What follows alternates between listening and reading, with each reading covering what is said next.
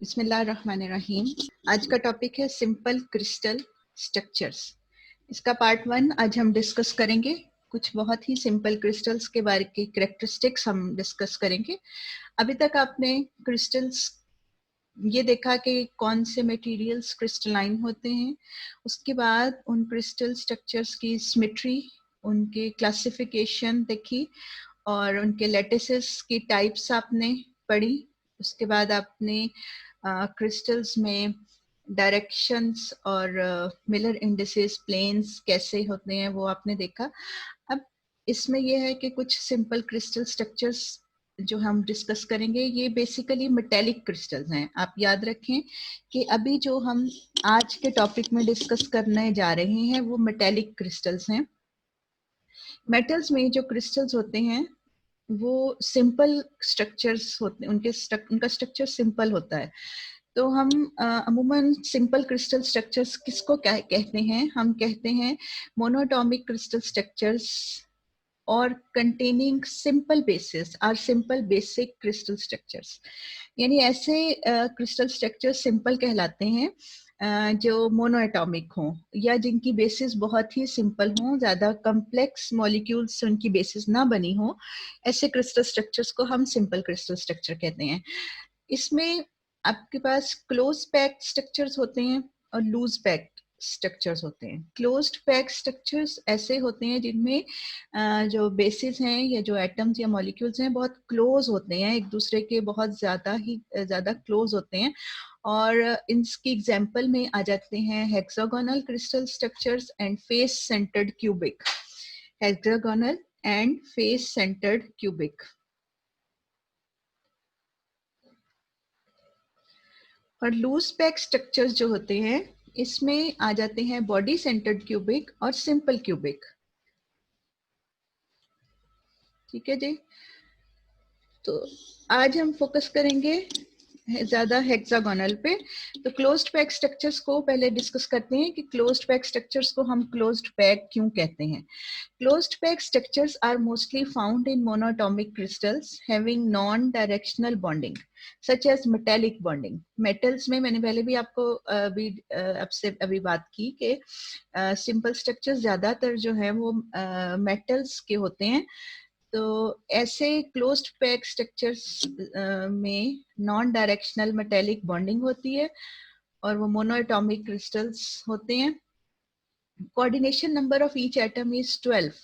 अच्छा, अब ये वर्ड आया यहाँ पे कोऑर्डिनेशन नंबर। कोऑर्डिनेशन नंबर क्या होता है? किसी एक सिंगल एटम को के जितने नियरेस्ट नेबर होते हैं, नियरेस्ट नेबर, जितने उसके नियरेस्ट नेबर होते हैं वो उस एटम का क्रिस्टल में कोऑर्डिनेशन नंबर होता है। और आपको पता है कि क्रिस्टलाइन स्ट्रक्चर चूंकि बहुत ही ऑर्डर्ड स्ट्रक्चर होता है तो इसलिए उसमें हर एटम का अगर किसी एक एटम का कोऑर्डिनेशन नंबर 12 है तो बाकी तमाम एटम्स के भी कोऑर्डिनेशन नंबर 12 ही होंगे। जैसे यहाँ पे देखें, नीचे आपको फिगर एक नजर आ रही होगी। ये वाली फिगर नीचे जो है इसमें आप देख सकते हैं एटम्स ए लेयर है, ठीक है, ये लेयर ए है, बी लेयर है और फिर से ए लेयर रिपीट हो रही है। ये एक क्लोज्ड पैक स्ट्रक्चर है। ए लेयर है, बी लेयर है और फिर से ए लेयर जो है वो रिपीट हो रही है। तो इसमें अगर हम एक फोकस कर रहे हैं, ये देखें यहाँ पे आपको नजर आ रहा होगा एक एटम बी लेयर में जो सेंटर में है। बी लेयर में जो सेंटर में एक एटम है, अगर आप इसको फोकस करें, इसके नियरेस्ट नेबर देखें तो इसके नियरेस्ट नेबर्स नीचे देखें तो कितने हैं, इन पे नंबरिंग भी की हुई है 1 2 3 1 2 3। ये 3 नेबर इसके इस सेंटर वाले एटम के नीचे हैं। और उसके बाद इसके इर्द गिर्द कितने एटम हैं इसको जो घेरे हुए हैं, इर्द गिर्द से जो इसको घेरे हुए हैं उनके कितने, उनका नंबर क्या है? 4 5 6 7 8 9। यानी अभी तक इसके नियरेस्ट नेबर यहाँ तक कितने हो गए? 9। उसके बाद ऊपर वाली लेयर पे देखें, 3 जो हैं वो ऊपर वाली लेयर में भी इसको घेरे हुए हैं। तो वो क्या हो गए 11, 12, 10, 11 एंड 12। तो इस तरह ये सेंट्रल जो एटम है इसको नीचे से और ऊपर से 3 एटम्स ने इसको सराउंड किया हुआ है, और इर्द गिर्द से भी उसको 6 एटम्स ने सराउंड किया हुआ है। तो इस तरह 3 + 6 + 3 कितने हो गए 12। तो एक एटम को जब आपने फोकस किया तो उसके नियरेस्ट नेबर्स जो हैं वो 12 एटम्स हैं। तो ये इस क्रिस्टल का कोऑर्डिनेशन नंबर है। इसी तरह आप चूंकि क्रिस्टल्स में पीरियोडिसिटी है, ऑर्डर है, तो किसी भी इस तरह से किसी भी एटम को इसमें से फोकस कर लें तो उसका कोऑर्डिनेशन नंबर 12 ही होगा। तो चूंकि हमारे पास क्लोज्ड पैक स्ट्रक्चर्स में दो तरह के स्ट्रक्चर्स होते हैं, hexagonal and face centred cubic. तो यहाँ पे ऊपर वाली फिगर आप देखें, हेक्सागोनल और क्लोज्ड पैक स्ट्रक्चर में फर्क क्या है कि हेक्सागोनल में अगर एक लेयर जो नीचे वाली एटम्स की है उसको हमने ए कहा है, दूसरी लेयर को हमने जो इस स्टाइल में है उसको हमने बी कहा है, तो ए के बाद बी आ रही है और बी के बाद फिर से ए जो है वो रिपीट हो रही है, ए बी ए, ये इसका स्टैकिंग स्ट्रक्चर है। जबकि फेस सेंटर्ड क्यूबिक में अगर ये वाली लेयर ए है, ये हेक्सागोनल जैसी ही है, और ये वाली लेयर जो है ये बी है, तो उसके बाद जो अगली लेयर है वो उसमें है तो 3 एटम लेकिन उनका स्टाइल थोड़ा सा डिफरेंट है, और वो सी लेयर है। यानी इसमें ए बी सी और उसके बाद ऊपर क्या आएगी, फिर ए लेयर आएगी। तो इस तरह से इस तरह से लेयर्स ऊपर नीचे रिपीट होके पूरा क्रिस्टल स्ट्रक्चर जो है वो बनेगा। यहाँ पे आप फिर से देख लें, हम हेक्सागोनल क्लोज पैक स्ट्रक्चर्स में की बात करेंगे। यानी अभी हमने क्लोज्ड पैक स्ट्रक्चर्स की बात की। क्लोज पैक स्ट्रक्चर में 2 एग्जांपल आपने देखी, hexagonal and face centred cubic. तो सबसे पहले हेक्सागोनल क्लोज्ड पैक स्ट्रक्चर्स को हम डिटेल में डिस्कस करते हैं।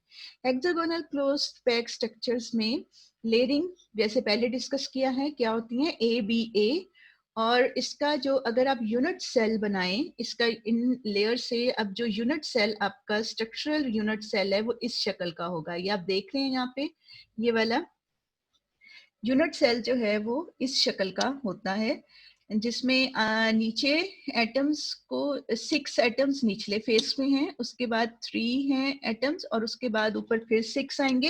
यानी अगर हम इसमें 6 एटम्स वाली लेयर को ए कह रहे हैं तो 3 लेयर वाली लेयर को हम बी कह रहे हैं। तो उसके बाद फिर से 6 एटम्स वाली लेयर ने रिपीट होना है, ए बी ए, और उसके ऊपर फिर से 2 ये 3 एटम्स वाली लेयर ने रिपीट होना है। तो इस तरह एक हेक्सागन बन रही है। यानी हेक्सागन एक ऐसी शक्ल जिसके 6 कॉर्नर्स होते हैं, 6 फेसेस होती हैं और 6 कॉर्नर्स होते हैं उसके फ्रंट फेस के। तो ये एक हेक्सागन बन रही है, लेकिन इस हेक्सागन के अंदर जो है आप देख सकते हैं कि 3 एटम्स हैं। अब जो आ रहे हैं इसमें करेक्टरिस्टिक फीचर्स, इसके हम कुछ डिस्कस करते हैं। सबसे पहले है the layered arrangement in HCP. HCP हम इसको शॉर्ट फॉर्म में लिखते हैं, यानी हेक्सागोनल क्लोज्ड पैक स्ट्रक्चर। तो the layered arrangement in HCP is as follows: A B A B A B. It is known as HCP stacking. The shape of conventional unit cell is hexagonal. पीछे मैंने आपको दिखाया unit cell की शक्ल कैसी होती है। The effective number of atoms in a unit cell is. अब यहाँ पे ये देखें कि effective number of atoms कितने होंगे, एक unit cell में कितने effective number of atoms होंगे, ये हमने काउंट करने हैं। सबसे पहले आप देखें कि कॉर्नर्स के एटम को देखें यूनिट सेल में। हम फिर से इसके कन्वेंशनल यूनिट सेल पे जाते हैं। यूनिट सेल के कॉर्नर पे जो है वो, अगर ये हम एक कॉर्नर वाला एटम सेलेक्ट करें, ये तो इस कॉर्नर वाले एटम का 1/6 पोर्शन 1/6 पोर्शन इस यूनिट सेल के अंदर शामिल होगा, 1/6।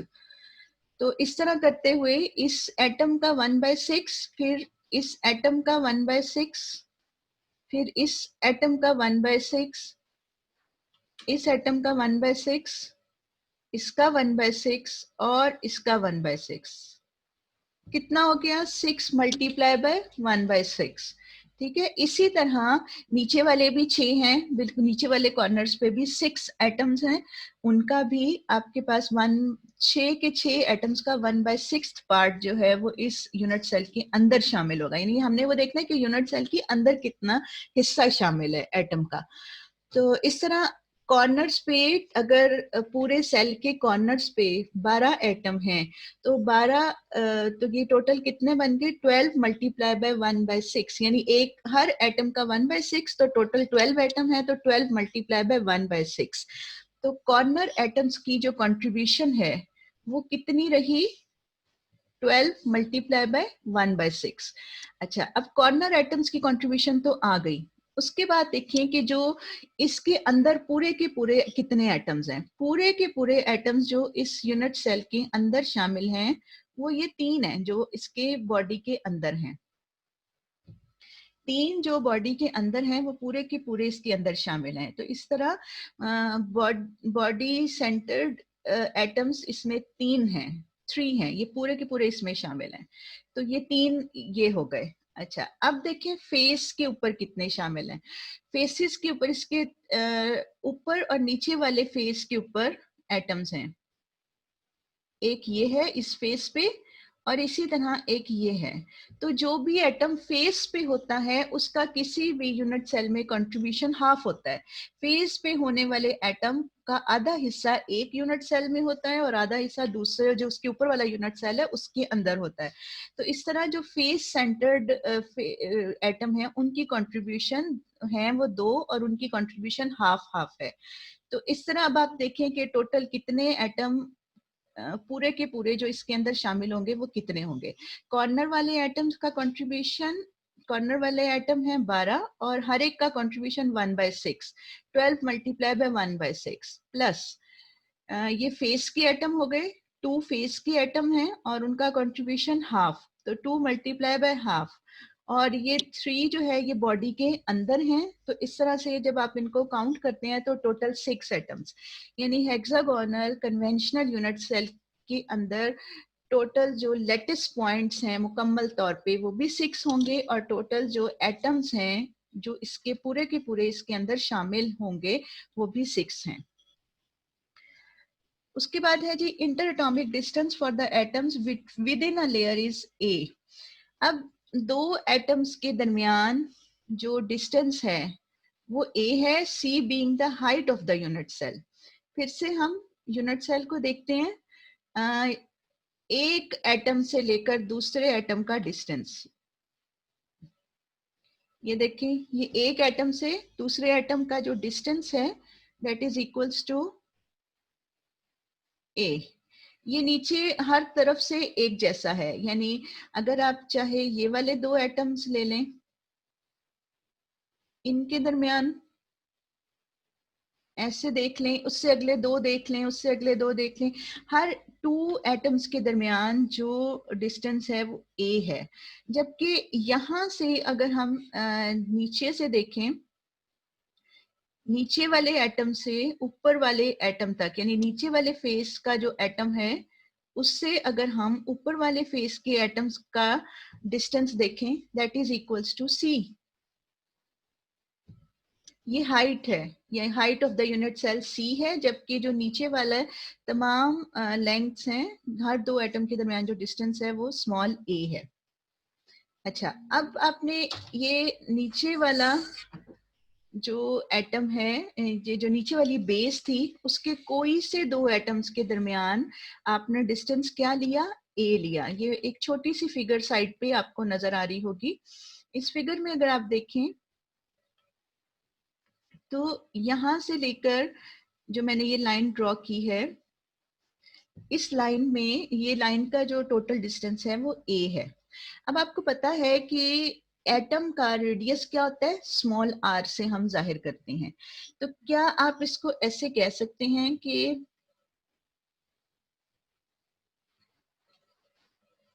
क्या आप इसको ऐसे लिख सकते हैं, क्या लिखा मैंने r प्लस r, यानी इधर से रेडियस r है और उधर से भी रेडियस r है, r प्लस r। तो क्या हम इसको ऐसे नहीं कह सकते कि a is equals to 2r, ये डिस्टेंस a और साथ में उसमें 2 रेडियाई ऐड अप हो रहे हैं, तो a is equals to 2r, यानी इसका जो लेटिस पैरामीटर a है उसकी वैल्यू क्या होगी, 2r के बराबर होगी। और एक चीज और जो इसमें a और c का जो रिलेशनशिप है, ये c is equals to 1.633a, ये आपके लिए एक असाइनमेंट छोड़ रही हूँ। आपने ये hexagonal close pack unit structure में ये आपने प्रूफ करना है कि C is equals to 1.633a, ये आपको प्रूफ करना है। This is the relationship between parameter C and parameter A। अच्छा जी, अब अगली बात हमारी ये है कि the basis are consisting of 2 atoms such that if one atom lies at the origin the other lies at the point। अब हमने ये देखा कि इसमें अगर हम ये जो कंप्लीट हेक्सागोन होती है इसमें 3 टेट्रागॉन्स होती हैं। कंप्लीट हेक्सागोन में 3 टेट्रागॉन होती हैं। अगर आप इस फिगर को गौर से देखें तो आपको नजर आ रहा होगा, एक ब्लैक में हाईलाइट की हुई है टेट्रागॉन, और इसी तरह आगे से 2 टेट्रागॉन और इसके साथ जुड़ेंगी इसी जैसी, तो हेक्सागोन बन जाएगी। यानी अगर हम इसको कह सकते हैं कि जो हेक्सागोनल यूनिट सेल है उसका प्रिमिटिव सेल है। यूनिट सेल हम अपनी चॉइस का सिलेक्ट करते हैं जिसमें सिमेट्रीज जिसके साथ जो है कंसिस्टेंट हो, जो सिमेट्रीज को फॉलो करता हो, हम हमेशा वो यूनिट सेल सिलेक्ट करते हैं, चाहे वो प्रिमिटिव हो चाहे वो प्रिमिटिव ना हो। तो यहाँ पे जो हेक्सागोनल सेल है वो एक प्रिमिटिव सेल नहीं है, वो नॉन प्रिमिटिव है, लेकिन उसको अगर हम 3 बराबर के हिस्सों में उसको हम वो डिवाइड कर सकते हैं और हर एक हिस्सा एक टेट्रागॉन बन रही है। तो उसी टेट्रागॉन को हम इस साइड पे कंसीडर कर रहे हैं। यहाँ पे हमने उसी एक टेट्रागॉन को ले लिया। अब उस एक टेट्रागॉन में आप देखें कि उस टेट्रागॉन के जो बेस के दोनों साइड्स हैं वो ए और ए, यानी इधर से इसकी इस साइड की लेंथ भी ए है और इधर से जो बी लेंथ थी वो भी उसकी ए ही है, दोनों सेम लेंथ्स हैं। अब आपने एक ओरिजिन लिया इसका, यहाँ पे आपने इसका ओरिजिन सेलेक्ट कर लिया, ये ओरिजिन है 0 0। अब इससे जो कोई भी एक नेक्स्ट एटम होगा, अगर हम इस एटम की लोकेशन बताना चाहें, इस एटम की लोकेशन बताना चाहें, तो वो लोकेशन बन रही है 1/3 2/3 1/2। और अगर आप इसका ओरिजिन थोड़ा सा चेंज कर दें तो ये बन जाएगी 2/3 1/3 1/2।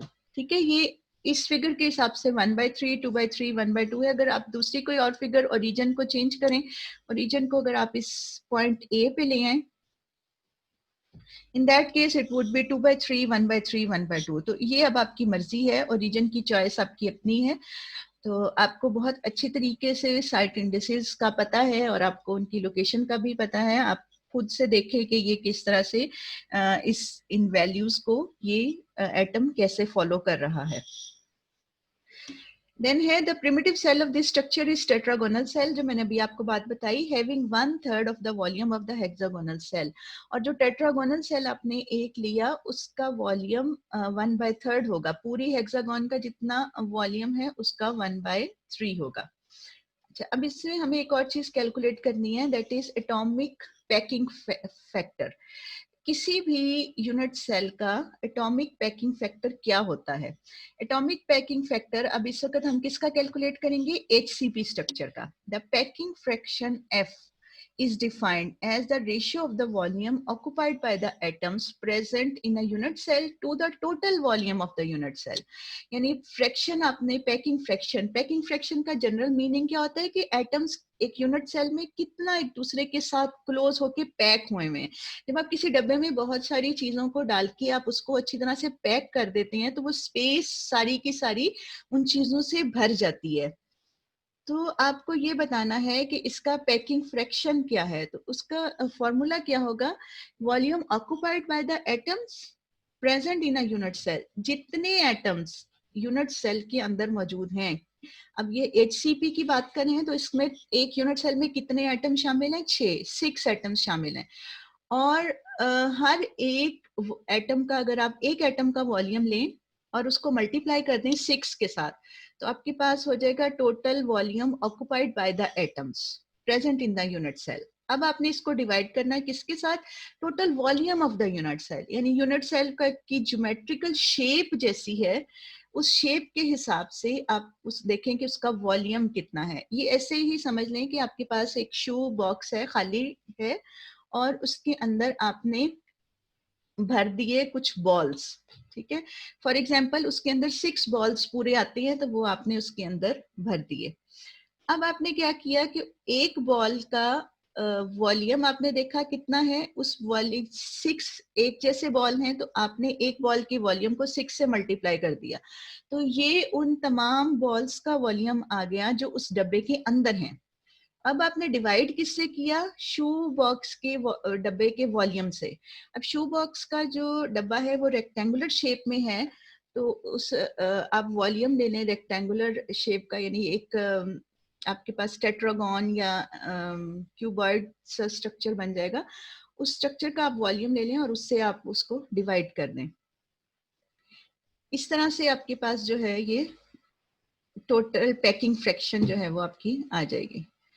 अच्छा, अब ऐसा है कि वॉल्यूम, इसको हम कैलकुलेट कैसे कर रहे हैं एफिशिएंसी को? सबसे पहले हमने volume of HCP unit cell लेना है। Volume of HCP unit cell is equals to area of hexagonal face multiply by height of hexagonal prism. जो नीचे वाली बेस थी, जो नीचे वाली हेक्सागोनल बेस है, इस बेस का एरिया ले लें और साथ में मल्टीप्लाई कर लें जितनी उस सेल की हाइट है। ये है, इस तरह से टोटल हेक्सागोनल सेल का टोटल वॉल्यूम आ जाएगा। अच्छा, अब इसमें क्या आ गया? पहले फाइंड क्या करना है? Area of hexagonal face. Area of hexagonal face find करने के लिए आप देखें कि ये हेक्सागोन कैसे बनी है। ये ट्राइंगल से मिलके बनी है। जरा इसको गौर से देखें, ट्राइंगल से मिलके ये हेक्सागोन बनी है। कितनी ट्राइंगल्स हैं? 1 2 3 4 5 6 ट्राइंगल्स, 6 इक्विलेटरल ट्राइंगल्स मिलके इस पूरी हेक्सागोन को बना रही हैं। यानी अगर आपके पास एक ट्राइंगल का एरिया हो तो आप उसको 6 से मल्टीप्लाई करने, इस सारी बेस का टोटल एरिया आ जाएगा। एक ट्राइंगल का एरिया फाइंड करने का फॉर्मूला क्या होता है? 1/2 बेस मल्टीप्लाई बाय हाइट। अब देखें हमने क्या किया, ये वाली ट्राइंगल ली, इस ट्राइंगल में जो आपकी बेस है वो है A, और इसमें जो हाइट है, हाइट जो ये h से जाहिर की हुई है, ये जो इसकी इस ट्राइंगल की हाइट है, इस हाइट को h का हुआ है। तो आपके पास फॉर्मूला क्या बन गया? 1/2 multiply by A multiply by h। ठीक है, 1/2 मल्टीप्लाई बाय A। अब आ गई h कितना है? h को फिर आप कैसे फाइंड करेंगे? h आप अगर एक h को फाइंड करने के लिए आप थोड़ा सा ज्योमेट्री में जाएंगे। ये देखिए, ये एक ट्राइंगल बन गई। एज को कैलकुलेट करने के लिए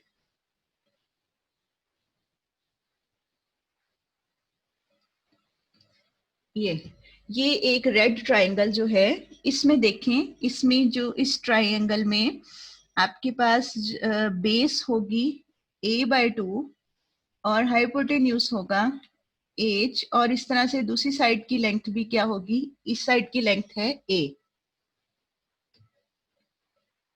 ये आपके पास एक ऐसी ट्राइंगल हो गई कि इसमें से आप जो है वो पैथागोनियन थ्योरम अप्लाई करें और h की वैल्यू निकालें। h की वैल्यू आपके पास आ जाएगी a√3 डिवाइडेड बाय 2, ये आएगी इसकी value.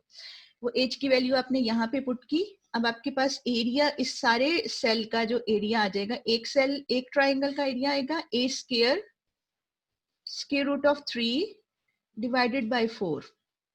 This is a²√3 divided by 4। ये इस एक ट्राइंगल का एरिया आएगा, और चूंकि ये 6 ट्राइंगल्स मिलके पूरी हेक्सागोन बना रही हैं, तो इसको 6 से आप मल्टीप्लाई कर देंगे, तो टोटल आपके पास एरिया ऑफ दिस बेस आ जाएगा। अब आपने क्या करना है, इसका वॉल्यूम फाइंड करने के लिए बेस के एरिया को किससे मल्टीप्लाई करना है, सी यानी हाइट से। ये आपने सी से मल्टीप्लाई किया और सी की वैल्यू मैं आपको भी पीछे बता के आई हूं कि सी इज इक्वल्स टू 1.663 ए। ये आपने वैल्यू यहाँ पे पुट की और ये टोटल आपके पास वॉल्यूम ऑफ यूनिट सेल आ गया। ठीक है, अब एटॉमिक पैकिंग फैक्टर आप कैसे फाइंड कर रहे हैं, इसका फॉर्मूला देख लें, number of atoms multiply by volume of each atom divided by volume of unit cell. तो नंबर ऑफ एटम्स कितने हैं, 6। वॉल्यूम, एक एटम, चूंकि आप हर एटम को सफियर मानते हैं, आप उसको स्फेरिकल शेप लेते हैं, तो वॉल्यूम ऑफ द सफियर होता है 4/3 पाई r क्यूब। ये इसका वॉल्यूम होता है, एक एटम का वॉल्यूम। एक एटम के वॉल्यूम को 6 से मल्टीप्लाई किया तो ये आ गया number of atoms multiply by volume of each atom divided by volume of unit cell. ये जो ऊपर यूनिट सेल का आपने वॉल्यूम फाइंड किया वो सारा का सारा आप यहाँ पे लिख दें। अच्छा, अब इसमें वैल्यूज आ गई, यहाँ पे आर आ रहा है, R radius of the atom. और हमने पीछे बात की कि आर क्या है, आर और ए का क्या रिलेशन है, ए इज इक्वल्स टू 2r। तो यहाँ से आप r की वैल्यू निकाल लें, r is equals to a/2 और वो यहाँ पे पुट करें, इससे a की फॉर्म में आ जाएगा और यानी r यहाँ से निकल जाएगा और a की फॉर्म में ही ये वैल्यू आ जाएगी और आपके पास फिर बहुत से चीजें कैंसिल होके एटॉमिक पैकिंग फ्रैक्शन आपकी बन रही है 0.74। ठीक है, तो चाहे आपका हेक्सागोनल स्ट्रक्चर हो, चाहे आपका फेस सेंटर्ड क्यूबिक स्ट्रक्चर हो, यानी कोई भी क्लोज्ड पैक स्ट्रक्चर है, उसका एटॉमिक पैकिंग फैक्टर आपका 0.74 ही आएगा, लेकिन कैलकुलेट करने के तरीके जो हैं वो डिफरेंट हैं।